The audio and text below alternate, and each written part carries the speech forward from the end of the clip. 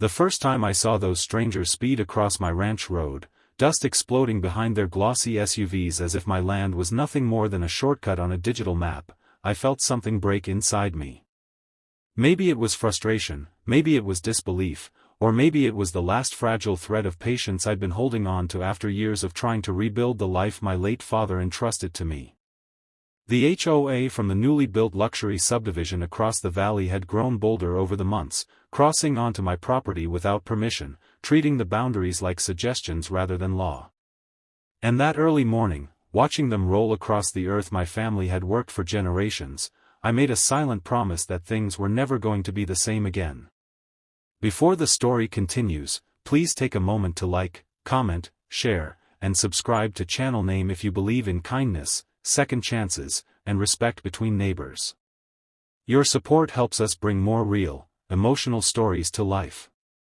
I inherited the ranch 3 years earlier, when the world still felt heavy from the weight of losing my father. He had been the kind of man who treated the land with reverence, a quiet presence who believed in giving everyone the benefit of the doubt. I wanted to honor that.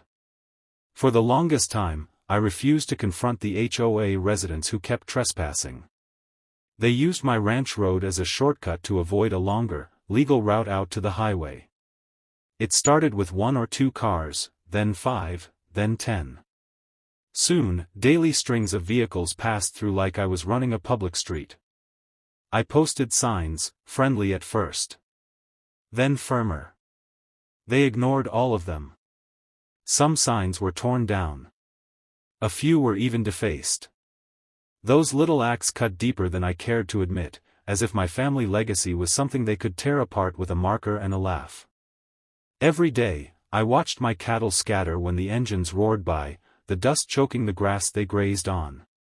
The deer avoided the area. The quiet I once treasured turned into an unwanted parade of noise and disrespect. And still, I tried to be patient. I didn't want to be seen as the angry rancher, the problem. But one afternoon, something happened that pushed everything past the point of tolerance. A group of HOA board members, glossy sunglasses, polished shoes, and clipboards in hand, walked onto my property while I was repairing a fence line near the creek. They didn't greet me, didn't acknowledge that they were trespassing. They simply strolled, examining my land as if considering how it might benefit them. They talked loudly about future expansion, shared access rights, and potential easement claims. My hands trembled as I gripped the fence wire. It felt like they were dissecting my home, deciding what pieces of it they deserved. I didn't confront them. Not that day.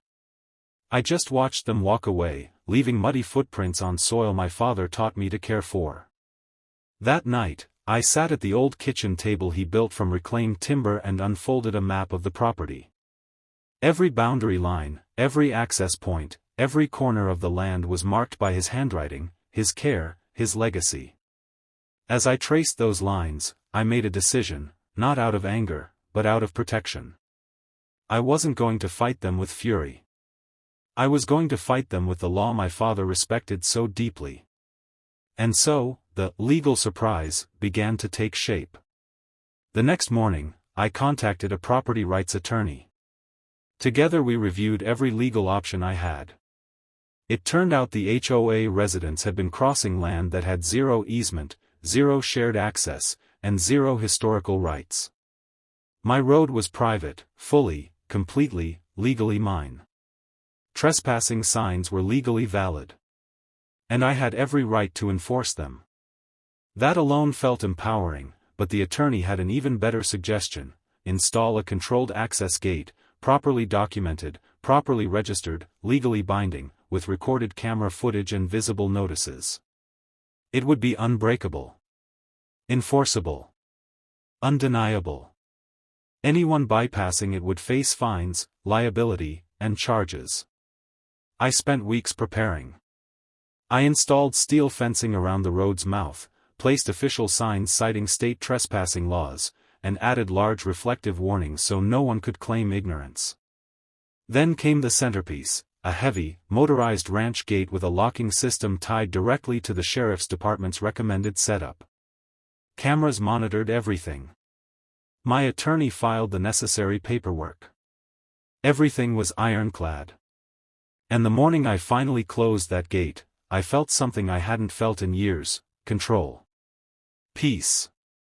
The quiet of my land returned, for a moment, to the way it used to be.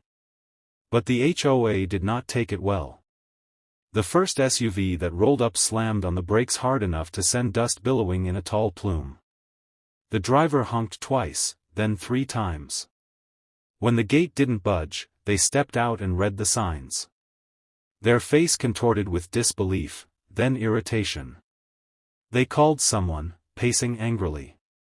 More cars arrived. Some blared their horns. Some shouted things I chose not to hear. But none of them could get through. The gate stood firm, cold and immovable. I watched from a distance, not out of malice but out of necessity.